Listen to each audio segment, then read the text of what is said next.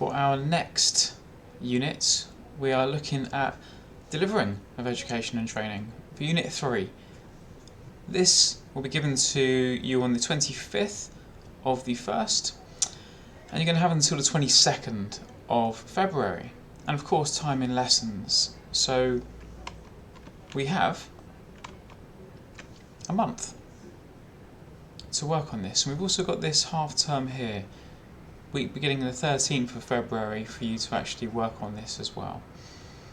So let's have a look at what we need to do. For this, you need to be able to understand about inclusive teaching and learning. So taking what we've learned from Unit 2 and then applying it into our practice even more so. But being more mindful about different internal processes and external requirements of us as educators and trainers. We're going to be looking at technology as well for this unit and making sure that what we do enhances teaching and learning. Something I mentioned to you in week 1, it has to be led by the pedagogy, it has to be led by the knowledge, skills and behaviours, the industry needs of our learners when we use technology. We're also going to be looking at minimum core, but that's a constant, isn't it? All the way through our work. English, maths, digital, the 3 functional skills. Let's have a look. There are 4 tasks for this assignment. For task 1, you're going to be asked to create a table that compares 5 of your teaching and learning approaches. Student-led, group tasks, whatever it might be. And how they can be modified, changed, adapted for learner needs, how you change them according to the needs of your learners that you identify through initial diagnostics or conversational approaches or through the year working with them. In this table, looking at 5 teaching and learning approaches, I want you to analyse, think deeply, critically, from different perspectives about how effective they are in relation to meeting the assessment criteria.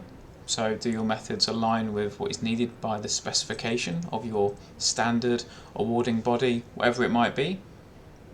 How effective they are in relation to engaging and retaining and enhancing the learning of your learners? How effective they are in relation to motivating learners when it's cold, we're tired in the wintry months? Are your methods, your approaches suitable at motivating them? All of them, some of them, reflect on this. And of course, I want you also, looking at your 5 teaching and learning approaches, to consider how effective they are in terms of supporting them as well. So, a table looking at 5 teaching and learning approaches, and you're going to be thinking about how they can be modified or adapted for your learners according to these elements here. And they are, again, meeting assessment criteria, engaging learners, motivating learners and supporting them. In our group chat, in lessons, we will have time to quiz each other and to interrogate this task to make sure we're all on the right track. So, use the hive mind, talk to one another. We can find solutions together if we get stuck. Task 2, you're going to make another table that compares the benefits and the limitations of different areas of communication within education and training. So, looking at verbal communication, questioning types, our intonation, non-verbal body language. We're going to be considering the benefits and the limitations of different forms of media communication as well. Emails, slides and PowerPoints and presentations, videos, using a virtual learning environment such as Microsoft Teams, Google Classroom, whatever else you might be using. And social media, something we'll be looking at in my lessons in the coming weeks. For the second part of task 2, because as you can see it's a 2-parter, A and B. For part B, describe and give examples of at least 3 different professionals, whether that be your head of MIS, whether that be the head of exams, whether that be the person on reception, whether that be a course director, whether that be an external verifier. 3 different professionals who you communicate with about learner progress and success. I want you to comment on how effective your communication is and why. So 3 different professionals who you communicate with about learner progress and success. Comment on how effective this communication is in getting what you want, what they want, getting satisfactory outcomes, and comment also about why this is. Give examples. For task 3, I want you to produce an infographic that shows the benefits and limitations of technologies in your area. There's some skepticism in our class about technology. There's some skepticism about technology from the teacher as well, who is also the head of digital learning at BCOP. I'm very sceptical. I think that's a healthy default position to be looking at this from, and I want us to really think about technology somewhat objectively. So taking our personal thoughts, biases out of play and thinking about it objectively, neutrally, as much as we possibly can, of course, in relation to our specialism, what's needed for our learners in the future in terms of technology. Chances are they're going to need to use it and use it well, rather than be used by it, distracted by it, swept away from the task at hand by it. So, in your infographic, I'm going to explain your points and justify, back up with evidence and examples how you use technology in the delivery of your sessions. To do this, we can use the mighty Canva to create an infographic. We can use tools like Adobe Express and Genially and many other tools, but you guys are relatively au fait with Canva now. I certainly had a play with it, so it makes sense for us to maybe use it for this project. So when we go to Canva, we'll see there's an infographic option here for us to create a poster that can be about any number of topics, and suitably enough, here's one on phone addiction, so we can take the text out and put in our own information. We can introduce different elements here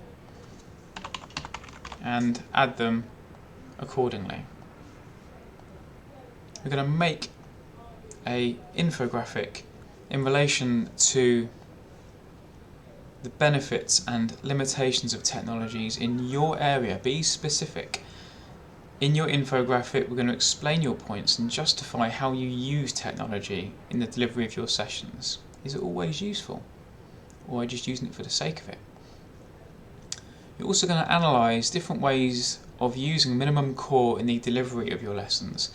Give 2 examples of literacy, 2 examples of numeracy, and 2 examples of ICT and language.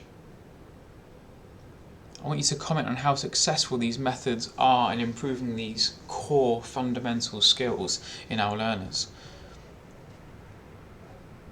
We'll have time in lessons to go over this and to help you. The last task, task 4, asks you to reflect on learner survey results and feedback from one observation with your line manager. Reflect on how effective your delivery is. Think deeply about it. You can see after every single lesson in Google Classroom, I like to think I'm role modelling that. I record little audio notes of myself thinking about the lesson I've delivered to you. It's just a good part of our practice as educators and trainers to do this. So hopefully I'm demonstrating that to you. But I want you to think about your delivery. Identify 3 areas for improvement and a smart action plan of how you will improve. Specific, measurable, achievable, realistic and timed targets. 3 of them.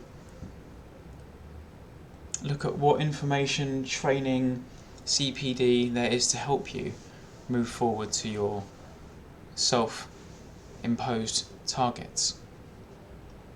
4 tasks. We'll cover the teaching and learning, of course, in my lessons, but I think these are things you might want to have a little look at and to start thinking of before lessons as well as after lessons to connect our time together in the evenings, because you can see what we're aiming at. This is our intention, this is our North Star, as it were, what we're aiming for. The criteria will be written reports which cover the criteria, and a copy of your infographic presentation and reflection as well. As always, your work should be presented in professional academic style, evidence of research. Link your research coherently to your writing using citations, references and quotes. Will help you with that. Harvard referencing is the method we use here at BCOT, and a bibliography as well is needed. If you need help with that, we can always give you extra one-to-one support with that. This is the most important bit though. Draw on your experiences, give examples, case studies, apply to your practice.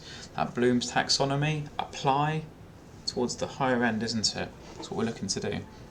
Here's the criteria. But what really matters is this here, how we've written it here, to make it hopefully more understandable for you. This video is available for you to revisit when you need to. We're going to start, of course, with task 1, creating that table. If you have any questions at all, remember you've got the Google Classroom. In the classwork section, under Unit 3, you'll find resources to help you throughout this time. The assignment brief will, of course, be here as well for you to revisit with this video. Use the timestamps underneath to zoom to whatever task you're working on. And of course use Google Chat as well to talk to us. You can find Google Chat in the waffle at the top here. It's like the green WhatsApp style icon. And you can message me. And I will respond on the same day. I think I'm quite on it when it comes to responding to messages. So, there we go. Any questions? Reach out.